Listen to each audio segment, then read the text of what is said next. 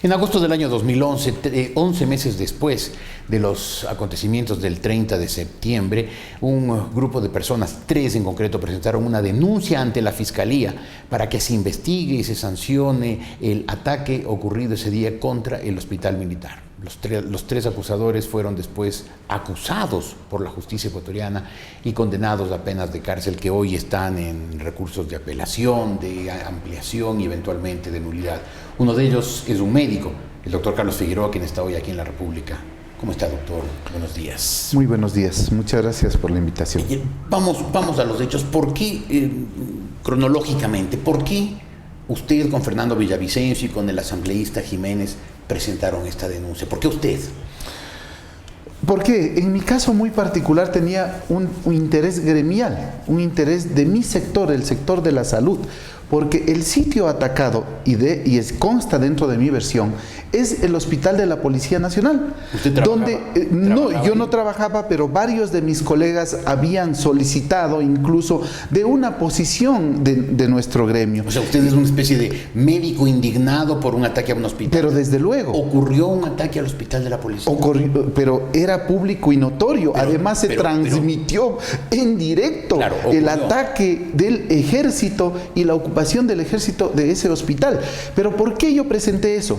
Porque estaba gente vulnerable en ese hospital. Habían recién nacidos, había madres gestantes y gente que dio a luz, habían pacientes, habían médicos, enfermeras y paramédicos.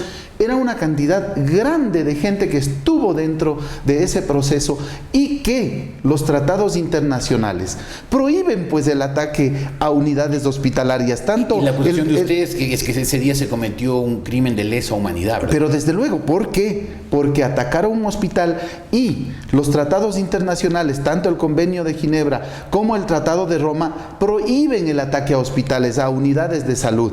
Aún en caso de guerra. Aún en caso de guerra, dice así. Claro, ¿Pero por qué? ¿Pero por qué? Miren, esta gente no entiende que ese día pudo causar... ¿Quién es el gobierno como tal, el ejército, no entendió que al atacar ese hospital había gases explosivos, uno de ellos el oxígeno. Imagínense si topaban los conductos del oxígeno y si explotaba el tanque, la gran bombona que hay tras de esa unidad de salud. ¿Qué pasaba? No quedaba el hospital de la policía, no quedaba el regimiento Quito, no quedaba el hospital aledaño, todas esas edificaciones, pero desde luego. Si eso pasaba, y pudo pasar. Pudo pasar. Desaparecían todo lo que había, todo lo que había, 300 o 500 metros a la redonda. Todo lo que había, porque vaya a ver cuál era la explosión, la dimensión de esa explosión que hubiese sucedido. Cuando usted presentó con Jiménez y con Villavicencio esta denuncia, ¿acusó a quién de este delito de lesa humanidad? Al presidente y al ministro de gobierno de ese, al ministro de defensa de ese entonces. A Rafael Correa ya. Y al ministro Ponce. Javier Ponce. Javier Ponce. ¿Ustedes consideran que no, y había múltiple gente más señalada ahí. Ya. Había como 30 personas, pero los principales decían que pudieron haber sido culpables. A ningún momento decimos, estos son los culpables. Ahora, ¿cómo pudo, doctor Correa, ser responsable de ese ataque si, según la versión de él por lo menos, estaba secuestrado en ese hospital? A ver, si hubiese habido juicio, que quiero aclarar que no hubo juicio, ojalá tengamos la oportunidad de topar esa parte, no ha habido juicio a ningún momento. Si hubiese habido juicio, nosotros hubiésemos podido demostrar con documentos, con los 69 documentos y más que tenemos, porque después incluso se produjeron más documentos, donde está el informe entre ellos, el informe del GIR, el informe de un mismo funcionario del Estado ecuatoriano, de una de las dependencias de uno de los ministerios, el informe del GOE y el informe del Comando Conjunto de las Fuerzas Armadas. En el informe del Comando Conjunto de las Fuerzas Armadas se puede leer claramente de que quien da la orden, y dice así: el señor presidente de la República, vía telefónica, ordena se proceda al rescate.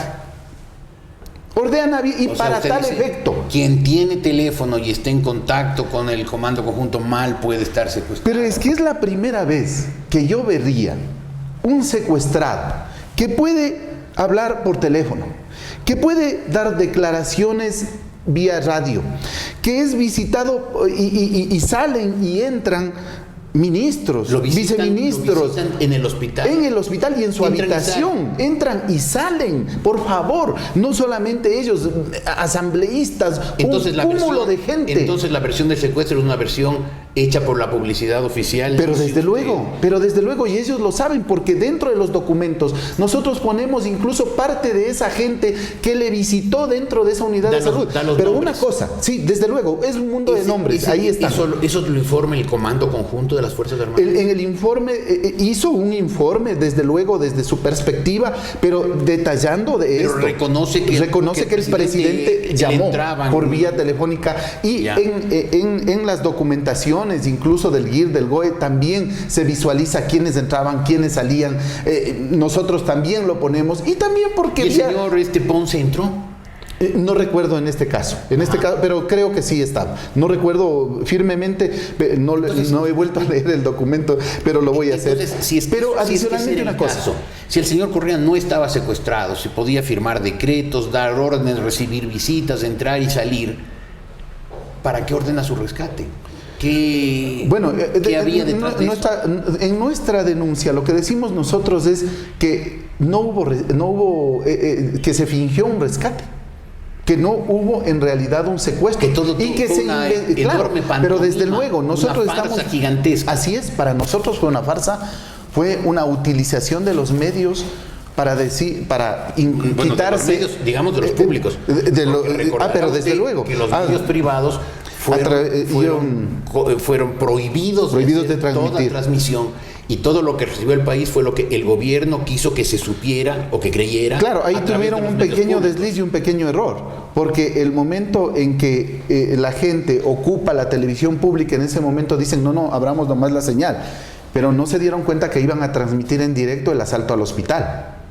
Y se transmitió, evidentemente por vía de televisoras privadas, ¿no? ¿Qué pasó cuando ustedes presentaron la denuncia? La denuncia fue a la fiscalía. Va a la fiscalía. Donde el fiscal trata el tema Galo Chiriboga, que es familiar y que fue abogado, por si acaso, en el tema que tuvo el presidente de la República contra el Banco del Pichincha. Claro, esas son las cosas. El señor fiscal un poco inexplicables. Debió qué hacer. Bastante inexplicables que ha hecho Galo Chiriboga. Es una pena, un hombre que tenía mucho prestigio. Un buen ascendiente tenía, por si acaso. Bueno, entonces debo reconocer. Como primo y abogado de Correa, debía excusarse, pero él mismo trata el tema. Debía dejar a la fiscal subrogante, pero no lo hace.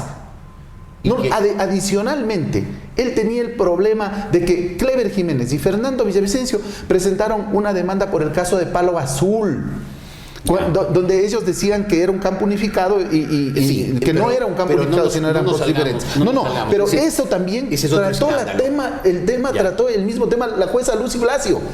Y ella, ninguno de los dos se excusa. ¿Qué hizo la doctora Blasio y qué hizo el doctor Chiriboga? ¿Qué hace el doctor Chiriboga? Pide que se archive el caso y pide que se califique de malicioso y temerario. La denuncia. El conjuez Villagómez, contrario a derecho, desestima la denuncia y en lugar de que vaya a juicio, él la califica de maliciosa y temeraria.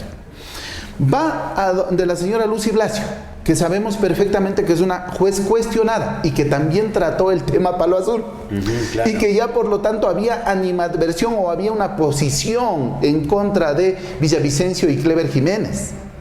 Pero adicionalmente esta señora tampoco se excusa. No se excusa y le recusamos.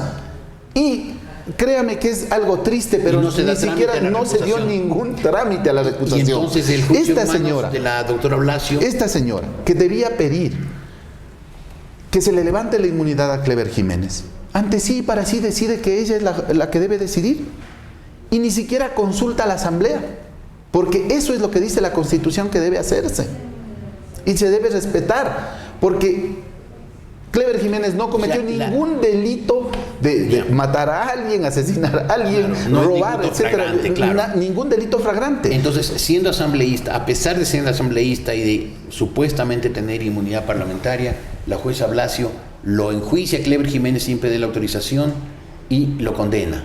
¿Lo condena usted también? Claro, nos condena a los tres. ¿A usted como médico a cuánto le condena? Como médico me condena a 6 meses de prisión, o sea, y la misma multa y el pedir perdón, por si acaso, públicamente y publicado en un periódico. Sí, momentito, ¿multa pagado a quién?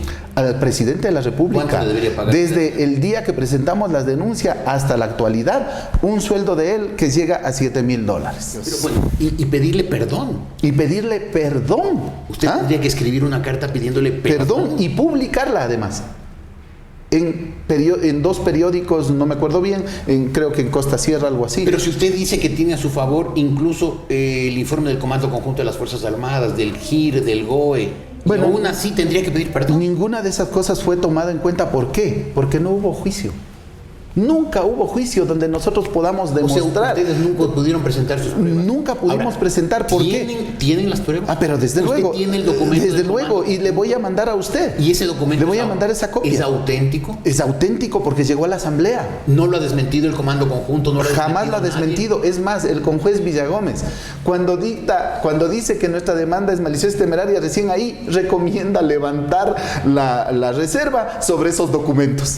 Y si usted fue condenado a 6 meses de cárcel por la doctora Blasio, ¿por qué no está preso? Bueno, porque todavía hay recursos, es una acción privada.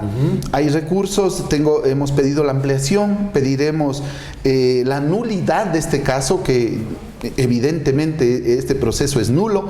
Ojalá haya un juez, ojalá exista gente que tenga un poco de dignidad en la justicia y que, conforme a derecho, sepa juzgar, porque este caso, haya o no haya sido una acusación maliciosa y temeraria, es nulo por el procedimiento.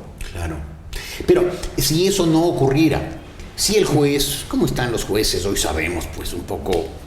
No, un poco, bastante, don Jorge, ¿sabe por qué? Mire, pero si no solamente para los jueces rechazaran su recurso de ampliación, de apelación, de nulidad, y su sentencia quedara en firme, ¿usted se iría a la cárcel? Pues según el Estado ecuatoriano, sí, pues, ¿no? Que yo vaya a la cárcel. Mire, para mí y algunos luchadores sociales. ¿Dejar su profesión médica e irse a la cárcel? ¿Se iría? Mire, si es que no hay otra forma de pasar este suceso, tendré que enfrentar eso. ¿Usted pertenece a algún grupo, partido, organización política? Yo he sido dirigente gremial. De los médicos. De los médicos, secretario general de la Federación Médica, pero lo hice a título personal, mi denuncia fue a título personal, no a título del gremio. He sido parte integrante de la Coordinadora de Movimientos Sociales, usted se acordará, yo siempre colaboré con ellos y incluso en esta parte y en este tiempo he regresado a las filas de Pachacutic O sea, su denuncia fue más política que gremial. No, es personal, pero no representando a ningún grupo político, sino, y en ese tiempo todavía no estaba en Pachacutic, por si acaso, no Entonces, estaba. Cuando usted presentó la denuncia lo hizo como persona particular, como médico que siente que su gremio fue agredido cuando fue atacado al hospital de la policía. Estos seres humanos vulnerables. ¿Y usted siente que ese ataque a la policía fue absolutamente injustificado? Fue totalmente injustificado, podía haber salido, es más, en el informe del GOE por 2 ocasiones dice que le pidieron evacuar al señor presidente y que él no les contestó nada. Estuvieron esperando por más de 80 a 90 minutos, dice el informe del GOE, para evacuar. Y el presidente no les contestó. El presidente podía salir tranquilamente del Pero desde hospital. Luego que podía salir. Cuando le dijo su médico tratante, cuando le dijo, por favor, ándate a descansar a la casa, ahí debía salir. O sea, Correa se quedó en el hospital militar, el hospital de la policía. Porque quiso. Y nosotros aseguramos eso y eso debía incluso investigarse. ¿Hay algún documento que pruebe? Bueno, ahí están los documentos del GOE, del que GIR. Correa se quedó ahí porque le dio la gana. Mire, hubiese sido bueno tener las declaraciones de los profesionales del hospital. ¿Qué dicen? Porque ahí me han contado a mí múltiples. Ellos dicen, mira, que Correa se quiso quedar. Y hay documentos que salieron y que circularon en la red, que dijeron, mira, a ningún momento este señor estuvo secuestrado. Tenía que irse y tenía que salir. Y muchos de mis colegas dijeron, un rato que bajo juramento, nosotros declarábamos, nosotros decíamos que él no estuvo secuestrado. Entonces la denuncia de ustedes era porque Correa y quienes fueron partícipes en esta orden de ataque al hospital de la policía cometieron un delito de lesa humanidad y ustedes pedían que el presidente y algunos de sus ministros terminaran presos? Bueno, si la justicia determinaba eso, pues tenía que pasar. Pero la justicia no funcionó nunca. El fiscal nunca investigó. Y la justicia realmente sí. Yo cuando voy por allá por la Corte Nacional, dice de Justicia, siempre digo, esta es la Corte Nacional de la Injusticia. No existe justicia en el Ecuador. La verdadera esencia y lo que quieren con este proceso es acallar las voces de protesta, porque hay resultados que deberían ya presentarse. Mire, don Jorge, el segundo boom petrolero del Ecuador se está desaprovechando. Bueno, pero ese ya es otro tema. Dejemos le digo nomás, no. Mire, hay un mundo de cosas que habrían que tratarlas posteriormente, ¿no? Muchas gracias, doctor, por haber estado aquí. Y una pregunta final que es absolutamente ineludible al fiscal general Galo Chiriboga. ¿Por qué? ¿Por qué no investiga? ¿Por qué no investiga para que se sepa en verdad, más allá de la propaganda oficial, más allá de las críticas de quienes discrepan de la versión oficial, se sepa qué en realidad pasó, fuera de toda duda, fuera de toda propaganda, fuera de toda alteración de los hechos con cálculos políticos? ¿Por qué no hace eso, doctor Chiriboga? ¿Por qué no limpia su nombre y queda bien ante la historia como fiscal general?